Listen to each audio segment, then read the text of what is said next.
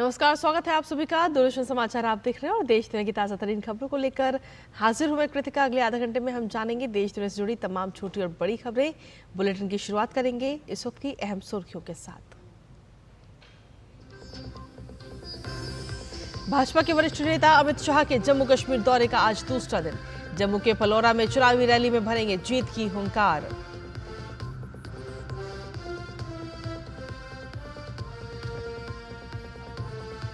बिहार दौरे पर गए केंद्रीय स्वास्थ्य मंत्री जेपी नड्डा आज दरभंगा और मुजफ्फरपुर मेडिकल कॉलेज में सुपर स्पेशलिटी ब्लॉक का करेंगे उद्घाटन। पटना में स्वास्थ्य मंत्रालय के अधिकारियों के साथ करेंगे बैठक।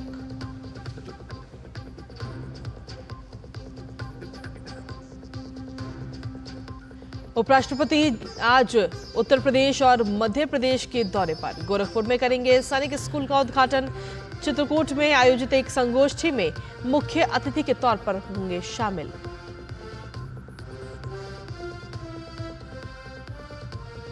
मौसम की खबरों में मौसम विभाग ने आज कोंकण, गोवा, गुजरात, पूर्वी राजस्थान, तटीय आंध्र प्रदेश और ओडिशा में भारी बारिश की जताई संभावना।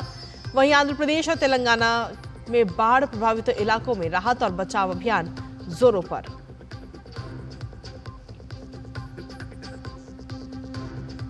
खेल की खबरों में पेरिस पैरालंपिक में भारत को मिला 27वां पदक। शॉटपुट में नागालैंड के होकाटो ने जीता कांस्य। भारतीय खिलाड़ी आज पैरा साइकिलिंग, पैरा कनोई और पैरा स्विमिंग और पैरा एथलेटिक्स में पेश करेंगे चुनौती।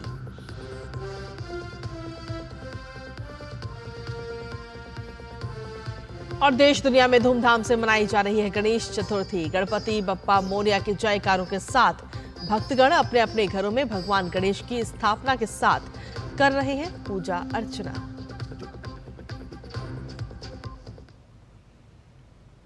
तो ये थी सुर्खियां और सुर्खियों के बाद अब खबरों में विस्तार से बात करेंगे। केंद्रीय गृह मंत्री और भाजपा के वरिष्ठ नेता अमित शाह के जम्मू कश्मीर दौरे का आज दूसरा दिन है। अमित शाह आज जम्मू कश्मीर विधानसभा चुनाव के लिए भाजपा के चुनावी अभियान की शुरुआत करेंगे। वहीं अमित शाह जम्मू के पलौरा में रैली को संबोधित भी करेंगे। इससे पहले अमित शाह ने बीते कल जम्मू में भाजपा का संकल्प पत्र जारी किया था। जम्मू कश्मीर में 3 चरणों में विधानसभा के चुनाव होंगे। पहले चरण का चुनाव 18 सितंबर को और दूसरे और तीसरे चरण का चुनाव 25 सितंबर और 1 अक्टूबर को होगा। तो वहीं मतगणना 8 अक्टूबर को होगी। जम्मू कश्मीर में 10 साल के अंतराल के बाद विधानसभा चुनाव हो रहे हैं, जो अपने आप में बेहद ही रोमांचक हैं।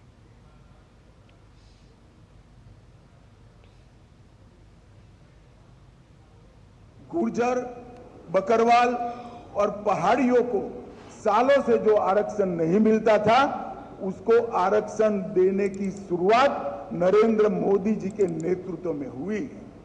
हमने एनसी का एजेंडा देखा है। उन्होंने कहा है कि हम इस पर पुनः विचार करेंगे। मैं श्री उमर अब्दुल्ला को बताना चाहता हूं, उमर साहब, चुनने का नतीजा जो आए वो आए, हम गुर्जर, बकरवाल और पहाड़ी के आरक्षण को आपको छूने नहीं देंगे।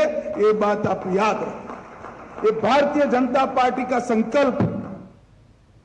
वहीं केंद्रीय स्वास्थ्य मंत्री जेपी नड्डा के बिहार दौरे का आज दूसरा दिन है। जेपी नड्डा आज बिहार में कई महत्वपूर्ण स्वास्थ्य परियोजनाओं का उद्घाटन करेंगे।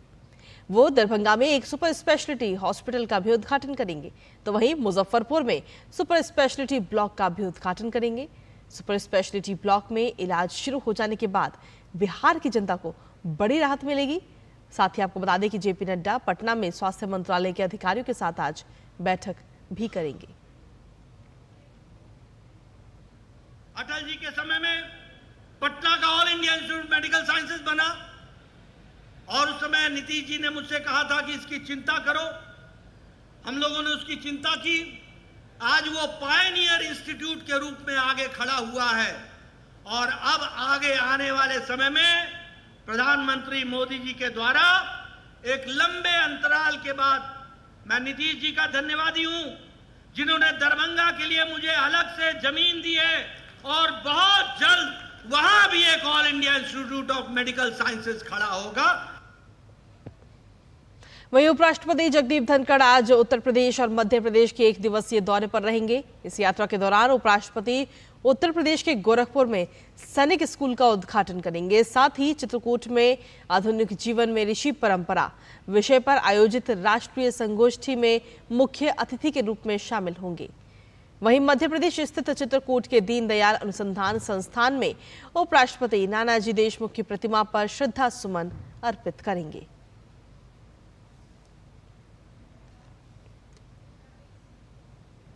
वहीं आंध्र प्रदेश और तेलंगाना में बाढ़ प्रभावित इलाकों में नौसेना, वायुसेना और एनडीआरएफ का राहत और बचाव अभियान जोरों पर जारी है।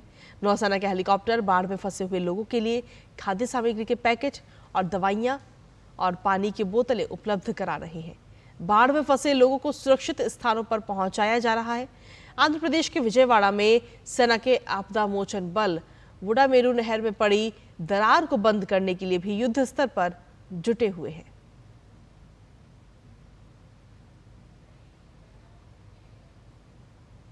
सरकार के स्वच्छ भारत मिशन के तहत शौचालयों के निर्माण ने हर साल 60 से 70 हजार शिशु मौतों को टालने में मदद की है। नेचर जर्नल में छपी रिसर्च में ये खुलासा हुआ है। इस रिपोर्ट को international food policy research institute, California विश्वविद्यालय और ओहायो स्टेट यूनिवर्सिटी के शोधकर्ताओं द्वारा तैयार किया गया है। आइए आपको दिखाते हैं इसी पर आधारित ये खास रिपोर्ट। वर्ष 2014 में शुरू हुआ स्वच्छ भारत मिशन पिछले 1 दशक के दौरान देश के सार्वजनिक स्वास्थ्य परिदृश्य में बड़ा बदलाव लेकर आया है। हालिया शोध के अनुसार स्वच्छता मिशन के सकारात्मक प्रभावों की वजह से शिशु मृत्यु दर में काफी कमी दर्ज की गई है। रिपोर्ट के मुताबिक वर्ष 2015 से 2020 के बीच शिशु मृत्यु दर में गिरावट की दर वर्ष 2000 से 2015 की तुलना में 3 गुना ज्यादा रही। वहीं स्वच्छ भारत मिशन के बाद शिशु मृत्यु दर में कमी 9% तक पहुंच गई है। When you can see the aggregate data, which is what we do as scientists, we have to rely on the data and the empirics to come out with our conclusions, not just anecdotes. So then we decided that we must test this rigorously. The theory behind this is basically that improvements in sanitation prevent the spread of disease, because any unclean environment will be a place where disease will breed. And especially in rural communities where healthcare access might be low, that might be a big factor there for the spread of disease. And so the theory is basically you reduce the exposure of or the levels of fecal matter in the environment and the disease burden should go down. And then if the disease burden goes down, infant death should go down. So that's the causal link, and that's the link that we explored. स्वच्छ Bharat mission योजना के कारण पूरे देश में व्यावहारिक परिवर्तन देखने को मिला है। रिपोर्ट में कहा गया है कि मोदी सरकार के कार्यकाल के दौरान देश में कई बड़े बदलाव देखने को मिले। देश भर में बड़ी संख्या में शौचालयों का निर्माण हुआ, जिसके कारण खुले में शौच की समस्या का निदान हुआ। पर्याप्त संख्या में शौचालय बनने से हर जिले में स्वच्छता और स्वास्थ्य के क्षेत्र में सकारात्मक बदलाव दर्ज किया गया। There's also child nutrition outcomes which have been affected. So some literature suggests that this is work by Dean Spears, I believe, that toilet access improves child height, and that so it's basically called stunting and anthropometric failure. That is an indicator of long-term sort of cognitive and health development, and if that improves, then you can expect to see long-term improvements for a person's life. So that has also been linked to sanitation. स्वच्छ Bharat mission का असर सिर्फ स्वच्छता तक ही सीमित नहीं है। अध्ययन के अनुसार जिन क्षेत्रों में शौचालयों की संख्या ज्यादा है, वहां स्वास्थ्य परिणाम बेहतर हैं और पाइप के जरिए पानी की आपूर्ति का भी ज्यादा उपयोग हो रहा है। जल जीवन मिशन जैसी योजनाओं के कारण ग्रामीण क्षेत्रों में लोगों को बहुत लाभ हुआ है। इन योजनाओं की वजह से 5 साल में ग्रामीण क्षेत्रों में पाइप से पानी की आपूर्ति 16% से बढ़कर 78% तक पहुंच गई है। स्वच्छता के लिए शुरू की गई पहल को जनता से भारी समर्थन मिला है। महज कुछ ही वर्षों में हजारों स्वयंसेवकों ने स्वच्छ भारत मिशन और खुले में शौच मुक्त भारत की सफलता में महत्वपूर्ण भूमिका निभाई है। ये स्वयंसेवक ग्रामीण इलाकों में निगरानी करने से लेकर हर घर में शौचालय के स्वच्छ उपयोग के बारे में जागरूकता फैलाने का हर संभव प्रयास कर रहे हैं, जो इस मिशन की सफलता की कहानी का बड़ा हिस्सा है। Bureau report, DD news.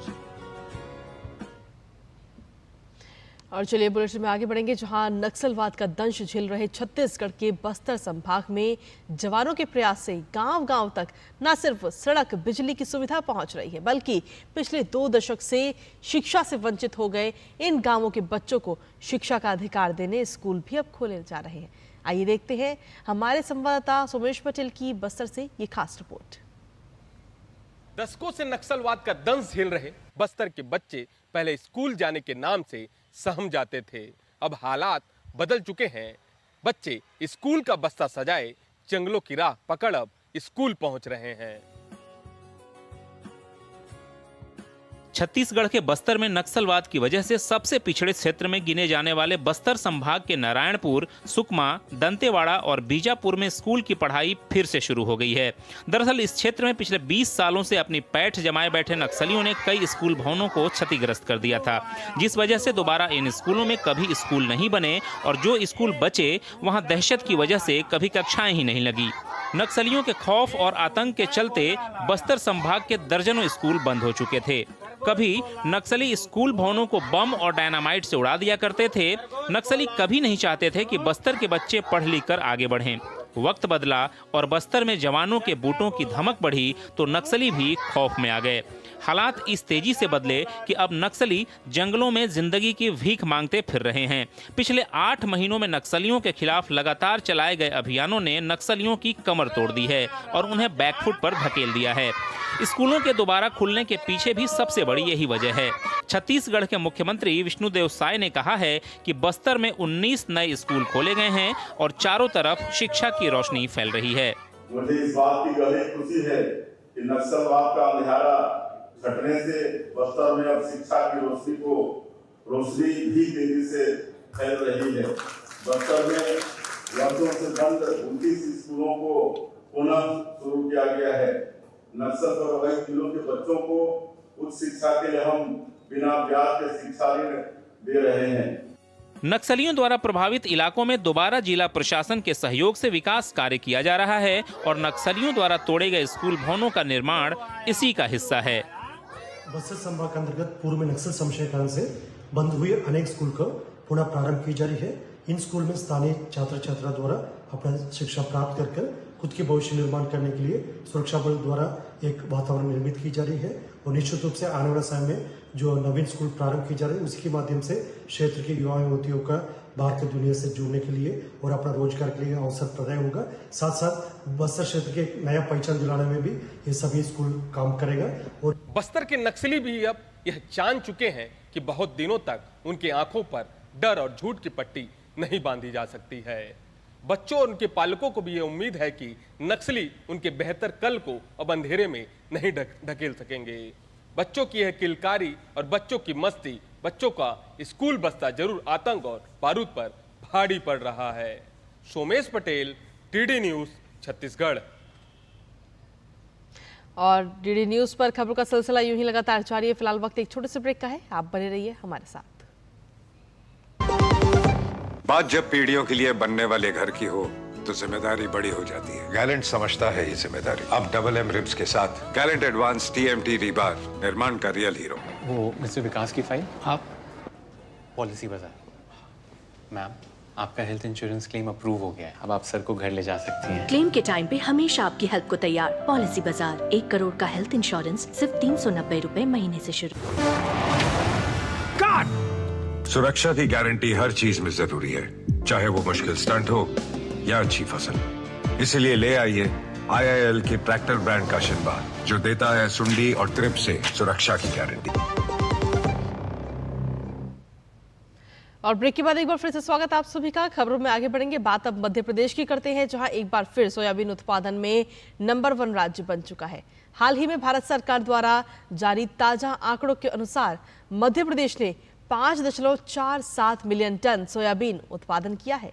कैसे मध्य प्रदेश ने सोयाबीन प्रदेश बनने का ताज हासिल किया है, आइए देखते हैं इस खास रिपोर्ट के जरिए।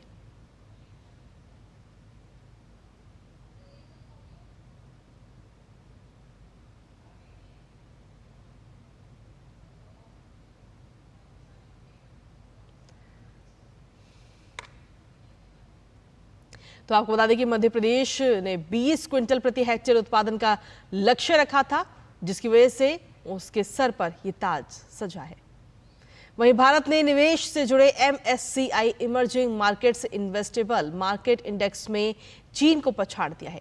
वैश्विक वित्तीय सेवा कंपनी मॉर्गन स्टैनली के मुताबिक सितंबर में MSCI EM ने चीन के 21.58% के मुकाबले भारत को 22.27% वेटेज मिला है। आइए देखते हैं ये रिपोर्ट।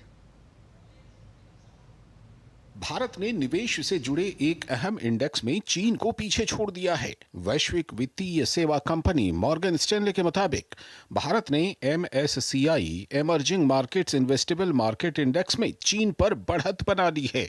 इसके मुताबिक सितंबर में चीन के 21.58% के मुकाबले भारत को 22.27% वेटेज मिला है। MSCI IMI में 3,300 से ज्यादा स्टॉक शामिल हैं। इसमें बड़ी, मध्यम और छोटी कैप वाली कंपनियां शामिल हैं। यह 24 उभरते बाजारों के देशों के स्टॉक को कवर करता है। चीन में पिछले कुछ समय से आर्थिक कठिनाइयों के चलते चीनी बाजारों ने संघर्ष किया है, जबकि भारत के बाजारों को अनुकूल आर्थिक हालात से फायदा मिला है। भारत के इक्विटी बाजार में लार्ज कैप के साथ साथ मिड कैप और स्मॉल कैप सूचकांकों में भी व्यापक आधार पर लाभ हुआ है। केंद्रीय मंत्री किरेन रिजिजू ने कहा कि आर्थिक क्षेत्र में भारत की रेटिंग्स लगातार बेहतर होती जा रही है, जिसके चलते भारत निवेश के लिए भी एक आकर्षक स्थान बन रहा है। आज इंडिया टॉप में है। मोदी जी जब से प्राइम मिनिस्टर बना है इस देश का, विश्व स्तर पर हम लोगों का रैंकिंग अब आगे बढ़ते जा रहा है और चाइना से आगे हमारा इकोनॉमिक ग्रोथ भी है, प्लस हम एक अट्रैक्टिव डेस्टिनेशन बन गए हैं। इसलिए हमारा जो इकोनॉमिक रेटिंग्स भी इतने अच्छे हैं और कोविड के समय से तो और भी हमारा रेटिंग बढ़ गई है। कोविड में तो लगभग सब देश लगभग फेल हो गया था भारत को छोड़ के, क्योंकि भारत का जो फाइनेंशियल मैनेजमेंट, इकोनॉमिक पॉलिसीज वगैरह इतना अच्छा रहा कि हमने क्राइसिस से उभर करके अपॉर्चुनिटी क्रिएट किया। तो मोदी जी का नेतृत्व को दुनिया मानते हैं। भारत को लेकर इस सकारात्मक रुख के लिए कई कारक जिम्मेदार माने जा रहे हैं। 2024 की शुरुआत में FDI में 47% की बढ़ोतरी, क्रूड ऑयल की कीमतों में कमी और भारतीय ऋण बाजारों में पर्याप्त विदेशी पोर्टफोलियो निवेश इनमें शामिल हैं। MSCI दूसरे सूचकांकों में भी भारत की वेटेज को बढ़ा रहा है। MSCI EM इंडेक्स में भारत के वेटेज में वृद्धि के साथ साथ चीन के वेटेज में गिरावट देखने को मिली है। बीते मार्च से लेकर अगस्त के दौरान MSCI EM में भारत का वेटेज 18% से बढ़कर 20% हो गया, जबकि इसी अवधि में चीन का वेटेज 25.1% से घटकर 24.5% रह गया। MSCI के सूचकांक में इन बदलावों के बाद भारतीय शेयर बाजार में करीब 4 से लेकर $4.5 अरब के निवेश का अनुमान लगाया जा रहा है। भारतीय अर्थव्यवस्था में निवेश को लेकर यह सकारात्मक रुख आने वाले समय में बेहद अहम साबित हो सकता है। Bureau report, DD news. और चलिए समाचारों में आगे बढ़ते हुए बात अब खेलों की करते हैं, जहां पेरिस पैरालंपिक 2024 में भारतीय खिलाड़ियों का लगातार शानदार प्रदर्शन जारी है। पैरालंपिक इतिहास में अपना बेहतरीन प्रदर्शन करते हुए भारत के खिलाड़ियों ने अब तक 27 पदक अपने नाम कर लिए हैं। भारत के लिए 27वां मेडल शॉटपुट F57 इवेंट में आया। इस मुकाबले के फाइनल में नागालैंड के 40 वर्षीय होकाटो होतोजे सेमा ने अपने चौथे प्रयास में 14.65 मीटर थ्रो किया और अपना व्यक्तिगत सर्वश्रेष्ठ प्रदर्शन करते हुए तीसरे स्थान पर कब्जा किया।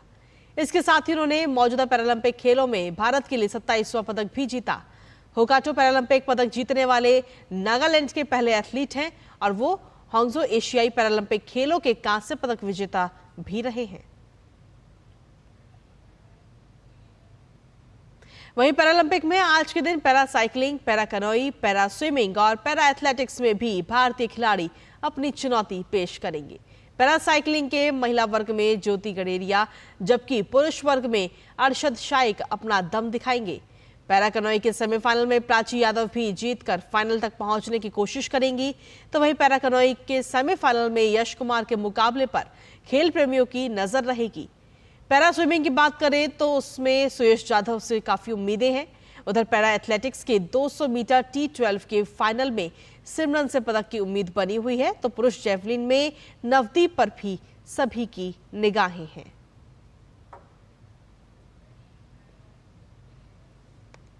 और चलिए आगे बढ़ते हुए अब बात करते हैं आज के पर्व की, गणेश चतुर्थी की।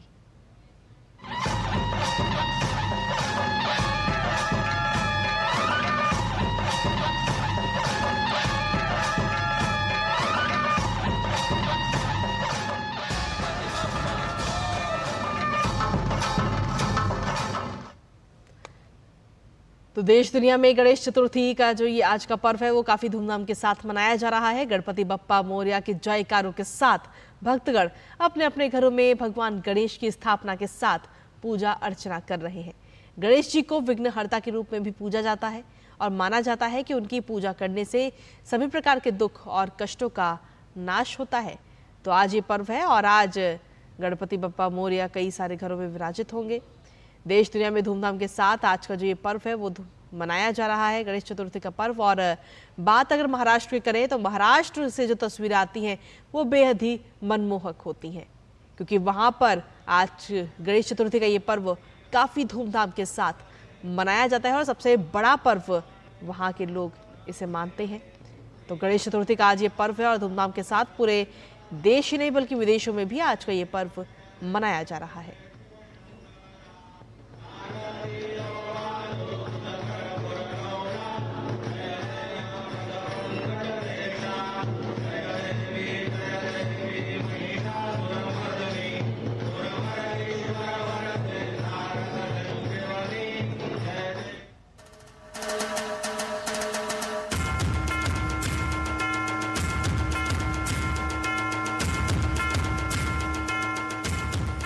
गणेश चतुर्थी त्योहार का हिंदू धर्म में विशेष महत्व है।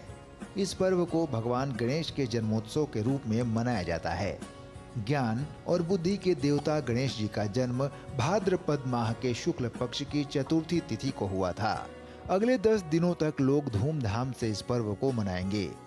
इस दौरान लोग अपने घर गाजे बाजे के साथ बप्पा का स्वागत करते हैं। इस दौरान गणेश जी की स्थापना कर लोग विधि विधान से उनकी पूजा करते हैं और बप्पा को मोदक का भोग लगाते हैं। मोदक भगवान गणेश को अति प्रिय है और इसके बिना उनकी पूजा अधूरी है। इस दिन बप्पा को 21 मोदकों का भोग लगाया जाता है। सभी देवी देवताओं में गणपति बप्पा को उच्च स्थान प्राप्त है। इसी वजह से किसी भी भगवान की पूजा से पहले गणेश जी की उपासना की जाती है। ऐसा माना जाता है कि महर्षि वेद व्यास ने भगवान गणेश से महाभारत ग्रंथ लिखने का आग्रह किया था। भगवान गणेश ने बिना रुके 10 दिनों तक अपने दांत को कलम बनाकर महाभारत लिखी। इस दौरान लगातार एक ही स्थान पर लेखन करने के कारण भगवान गणेश के शरीर पर धूल और मिट्टी जमा हो गई और 10वें दिन गणेश जी ने सरस्वती नदी में स्नान करके अपने शरीर पर जमी धूल और मिट्टी को साफ किया। उस समय से गणेश उत्सव के 10वें दिन भगवान गणेश की मूर्ति का विसर्जन किया जाता है। माना जाता है कि इन 10 दिनों के दौरान भगवान गणेश हर साल पृथ्वी पर भ्रमण करने के लिए आते हैं। इसी वजह से इस समय अपने घर में भगवान गणेश की मूर्ति को लाना और उसकी विधि पूर्वक पूजा करना शुभ माना जाता है। इस दौरान घरों और सार्वजनिक स्थानों पर उनकी प्रतिमा स्थापित की जाती है। यह त्योहार 10वें दिन यानी अनंत चतुर्दशी को समाप्त होता है। भगवान गणेश की मूर्ति का विसर्जन किया जाता है और भक्त उन्हें विदाई देते हैं और अगले साल आने के लिए वचन मांगते हैं। सभी देवी देवताओं में गणपति बप्पा को उच्च स्थान प्राप्त है। इसी वजह से किसी भी भगवान की पूजा से पहले गणेश जी की उपासना की जाती है। महाराष्ट्र समेत पूरे देश में गणपति बप्पा का त्योहार मनाया जाता है। खासकर मुंबई में लाल बाग का राजा, गणेश गली सहित कई जगहों पर विराजने वाले गणपति विशेष आकर्षण का केंद्र रहते हैं। मुंबई में गणेश चतुर्थी का रोमांच अलग ही होता है। पंडालों में जबरदस्त भीड़ रहती है और घरों में गणेश जी को स्थापित किया जाता है। इस बार गणेशोत्सव 7 सितंबर से शुरू होगा और 17 सितंबर 2024 को समाप्त होगा। Bureau report, DD news. और इसी के साथ में फिलहाल मेरे साथ इस बुलेटिन में इतना ही। बाकी देश दुनिया की तमाम खबरों के लिए देखते रहिए डीडी न्यूज। नमस्कार।